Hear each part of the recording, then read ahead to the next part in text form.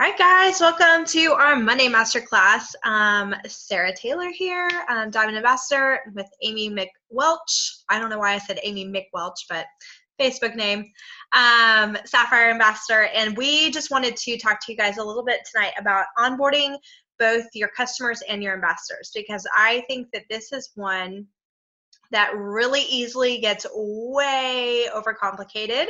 And it's the first part. It's truly begins, the prospecting begins their Plexus experience, but this begins them being a part of Plexus. And so this is kind of what they're going to key in on when they go and start signing their own customers and their own ambassadors and thinking through and duplicating with them. So you want to keep it crazy simple but effective, so that they can duplicate whatever you're doing. So we made a nifty little PowerPoint. Let me share the screen.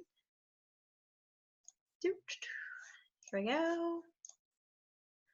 All right, so y'all know I love the blunt wording. Let me move this so that people can see it. Well, I don't know. Okay, y'all know that I love the blunt wording, but I love this quote from Christy Jacks. If follow-up is hard, you're making it about you. If follow-up is hard, you're making it about you. How key is that? So just that whole mindset, you've got to get over yourself in this aspect. So I find that a lot of times, and Amy's going to talk about the actual things to do throughout all of this later on, but one of the biggest things with this is fear. You know, you've just worked so hard to sign somebody up. You worked really hard to get them on board. You prospected them. You followed up with them for days and days. And a lot of times our knee-jerk reaction, or weeks and weeks, whatever, a year, a lot of times our knee-jerk reaction when they sign up is to say, whew, okay, my job's done. That's it. That's actually where the work begins, because our job isn't just to sell to people. Our job isn't just to sign up people. Our job begins at the sale. Our job begins at that sign up, because the biggest thing is our job is truly to help people have the best experience possible on Plexus. Our job is to get them results. Our job is to help them fall in love with their products. Our job is to be the pillar of belief for them. And so if we've got this mental block going on in our head about why we're not checking in, why we're not following through on follow-up, why we're not asking the hard questions, more than likely your focus in that moment, in that instance, is about you, not about the other person. Because reaching out and checking in on somebody isn't about you. It's about the results that they're going to have down the road. And it's about the reason that they put their trust in you. And one of the biggest things is their belief is rooted in faith. So they have faith and trust in you. And so that's the beginning seeds for belief, right? But that faith and trust in you can't be broken. They have to know that you guys care about them. They have to know that you are going to be there to set them up for success, not just there to take that initial commission check, right? So that's a really huge thing. The biggest key here is keeping it simple for two reasons. One, you don't want to overwhelm them. Two, well, three reasons really. One, you don't want to overwhelm them. Two, you don't want to overwhelm yourself and make this really a crazy process. And three, you want it to be duplicatable. You want them to be able to duplicate what you're doing with them with new people. So the very first step, we always talk about this, is adding to the team page and testimony page. I just wanted to kind of take this opportunity to talk to you guys about how to properly welcome your ambassadors onto a team page. I've talked about this on a couple calls, and this is not my original idea, but I think it's brilliant. That when you welcome somebody onto your team page, a lot of times we have the knee-jerk reaction to minimize and to kind of put them in a box and to say, hey, I'm team, I just want to welcome Amy to the page. She's just here for the discount, blah, blah, blah, blah, blah, right? Like that's how we phrase that welcome email. And that puts that person in a box. That stops them before they even start. So we kind of want to switch that up and instead say, hey, I just want to welcome Amy to the page. She is here for relief with her thyroid symptoms. She's here for weight loss. She's here to embrace these products and start on a new health journey.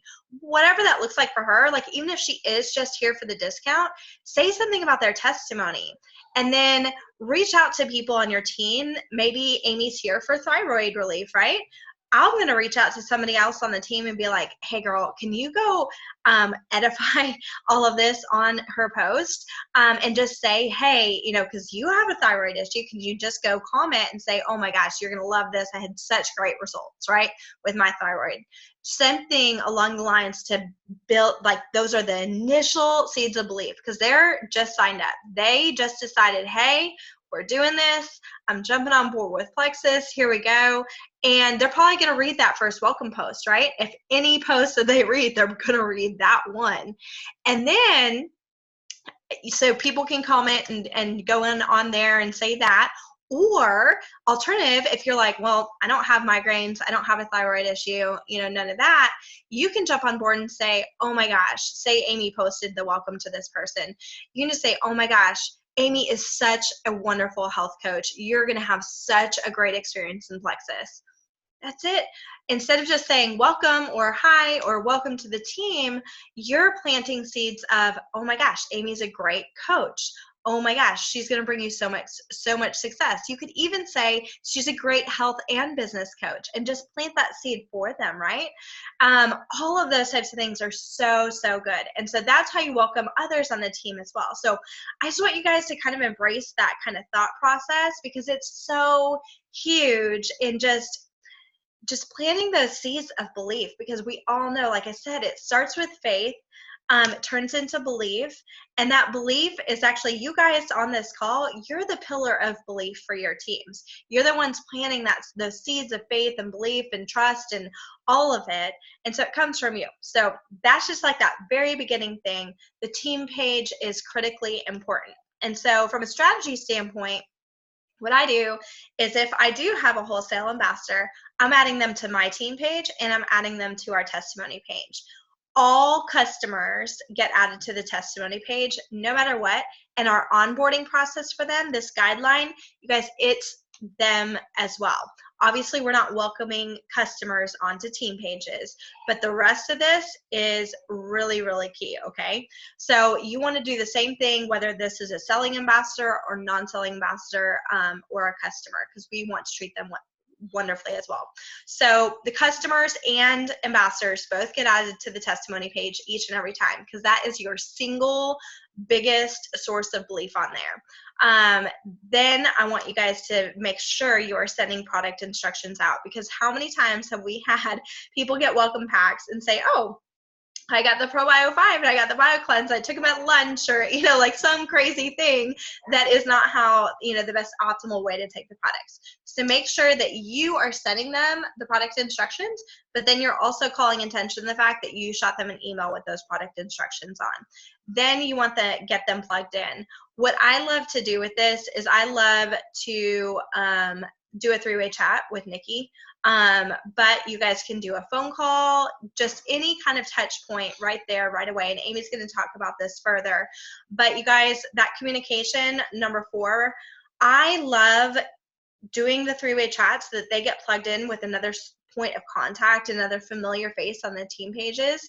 But I also love giving them a call on the phone and just saying, hey, I'm going to walk you through your back office. So they know how to go in, they know how to place their orders, they know how to edit their subscriptions, they know how to find things, find information. I point out information that they might be unaware of and encourage them to just go and look around. Doesn't even have to be a long call, just 10 minutes while you're on the phone, while you're walking them through the back office, and then you just make sure that they see your email on the product instructions.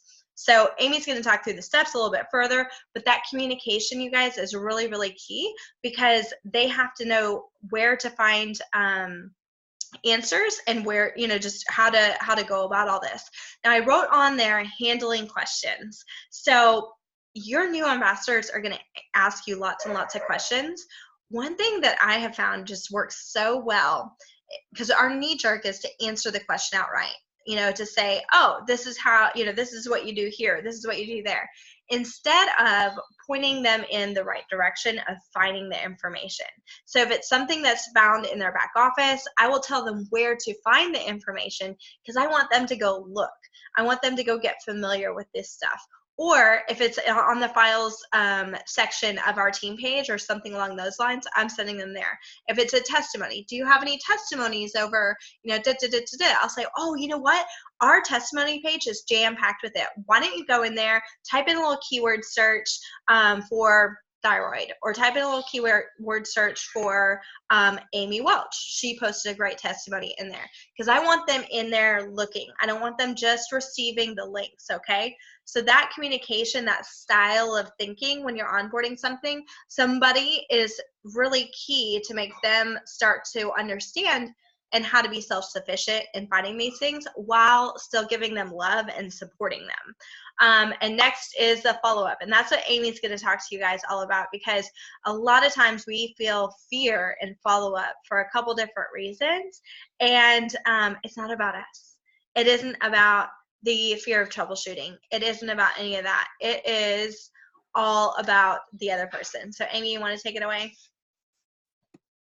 Yes. Hey guys. All right. Thanks for being on tonight. I am going to be quick because we originally told you guys that these are going to be 30-minute calls. So if those of you who are watching and you're looking at the screen, you're going to see something that says day 1, day 2, day 5, day 11, day 14, day 18, day 21, day 25, and day 30. And some of you guys, including Sarah, are probably like, whoa, like that is way too much. Guys, this is what I want you to get out of it.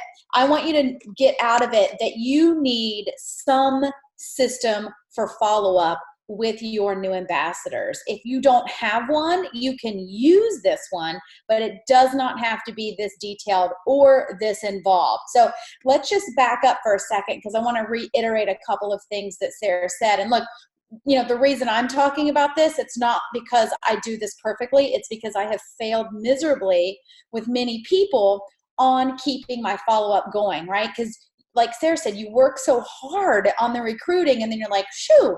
And then they get their products and you send them the chart and then maybe you check in once and they're doing great. But then what happens? They never turn into business builders. They may quit altogether. They drop below 100 PV, right? And a lot of that could be prevented if we did better at our own personal onboarding, because what keeps people around? Relationships and community. What's kept many of us around? Relationships and community. What turns people into business builders, right? That's a question we get a lot. How do I get more business builders? How do I get more sellers? Well, relationships and community. And what keeps people from quitting? Relationships and community. Your onboarding process is the very beginning of how you build that relationship and that sense of community with those people. So when you add them to the team page, guys, they don't know me. They don't know Sarah. Diamond to most people means squat when they're brand new. They haven't even got their orders yet.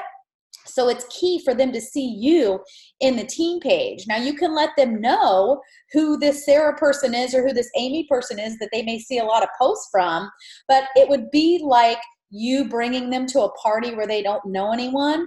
You introduce them to one person and then you leave, right? So it's really important that they see you in that team page and that you start to build that relationship. Because often, especially for a lot of people who are big recruiters, but people aren't hanging around or you're not getting any business builders, it's that relationship. And sometimes we have to come out of our comfort zones for that relationship building, right? So follow up is one of those big ones. And I posted today on the Rank Makers, I posted a series of graphics that have these days on them. What I like about it is it gives you an interval for check-in, but it gives you different ideas of things to say, and it keeps it super simple. Because one, I think we don't follow up with people because we are projecting negativity already. We are afraid that they're going to tell us they don't like the products. We are afraid that they're going to tell us they've hit die off. We are afraid they're going to tell us they've gained weight. We have to stop projecting. And a lot of that maybe comes with our own belief. So if you're someone who you kind of know like, oh man, yeah, I'm not reaching out because I'm afraid what they're going to say, or I'm afraid they've quit, or I'm afraid they're going to tell me they can't afford it, All of those things, guys, we can overcome, but we have to stop projecting, and that's our own belief. Like Sarah said, it's not about us, right? It's about them. Guys, we know these products work. We've seen the testimonies. We can't be afraid, though, to be that support for that new ambassador, that new customer, and sometimes have those hard conversations. So I like these daily, or I like these, some of these checkpoints. Some of them, oh, I'm getting some feedback. Can we mute everybody? I like these checkpoints. I love day one because no one is more excited about Plexus than when they, sorry, I'm getting really bad feedback. Can you guys, oh, sorry, can you guys, okay. No one is more excited about their Plexus business, their Plexus products than you guys know when they order, right? That's when they're like, oh my goodness, yes. Can you guys hear that feedback too? Sorry, okay. So no one is more excited. So I love day one. Go ahead, send them the welcome email, send them the instructions, get that out of place, right? But then guys, are you checking on their order? Are you checking tracking? Because then that's another touch point. Another touch point is like, oh my goodness, you got your products. When are you planning to get started? Hopefully they say tomorrow, okay? And then give them a couple of days. And here is what I just really, really love about the follow-up that I posted in Rank Makers. Oftentimes, and a couple of you guys commented that the thing that keeps you from follow-up is that you overthink it and you just don't know what to say. So this makes it really simple. You could send them a 1 week check-in or a 2 week check-in. Say, oh my goodness, you've already been doing it a week. Way to go. Like, good job. What have you been doing to make sure you're consistent? Are you keeping a calendar? Are you keeping sticky notes, right? And then send them a little motivational graphic. I love the idea of sending a motivational graphic. And then maybe a week later, you could send them a video or a testimony that reminds you of them and say, hey, oh my goodness, I came across this video. My friend Amy, she also struggles with Hashimoto's. I thought you would love it. And I am rooting for you to get through that 90-day point so you can have a similar testimony. Right? And then go through those check-ins. I like it, but I don't want you guys to get hung up that it has to be day 1, day 5, day 7, because then that's when we don't check in, right? So when you get a new ambassador, one thing I like to do, I have a calendar that I have only for Plexus. And so when I get a new customer or a new ambassador, I just note it on the page. And then I also note it, like Sarah, I think you use the teacher's log, the grade book. If you put their name in there, then you can put the check-ins and just check them off when you know, like, okay, at week 1, I need to follow up. And guys, that's what builds that relationship. It has to be more than just a welcome email, add to the team page, and then you just tag them and stuff, right? Send those messages. And for those of you, so one of the questions I get a lot is, well, what do I do for people who I don't know? Like, I don't have a relationship. Maybe they're from a vendor event, or they just found me on Facebook, or maybe you don't even know them. Guys, we have everyone's information in the back office. Don't be afraid to send them a text and introduce yourself and say, you know, I'm your Plexus coach or part of the Plexus family. Or so really use those resources if you're not already friends with somebody on Facebook. There are other ways we can check in with people. So really important. Use those graphics. Keep them on your phone. Keep them in notes. If you get into this habit of good follow-up, you can keep in the notes on your phone each day of what you want to say, and then you just copy it and then just tweak it, right, for that person. But that way you don't feel like you're having to constantly come up with some new message. And if you make it a system, right, we're getting back into talking about systems, then it's not going to be as much work for you. You're not going to be as overwhelmed. Sorry, I can't see the chat. So I was just going to add one more thing to all of this. Like, I love the overall idea of just the touch points. So, and what I mean by that is on day 2.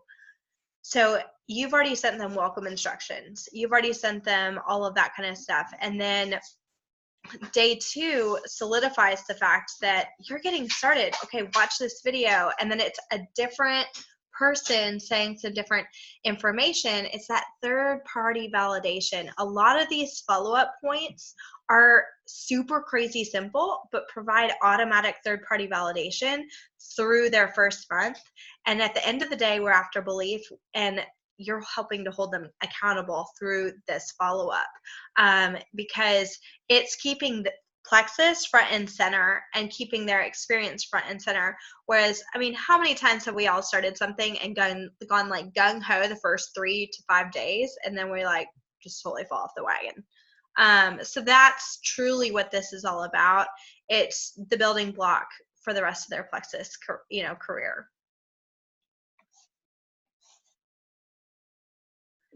Did you guys, so we're going to move on to the Q&A portion. I haven't been able to follow the chat, but we're going to move on to the Q&A portion. I'm going to check the chat. So for those of you watching the recording, we're going to cut out now. If you guys join us on our live calls every single week, we do a live Q&A afterwards. So it's kind of the perk of getting on the live call. But before I hop off, I just want to remind everybody that 1 week from today, next Monday's masterclass is going to be a live opportunity event instead. So it's something to invite your friends to, something to come yourself and listen in. It's going to be a webinar live streamed into a group page, and we posted it in Rank Makers, and we also posted it in Team Taylor. So we're super excited about that. I'm going to stop the recording with that.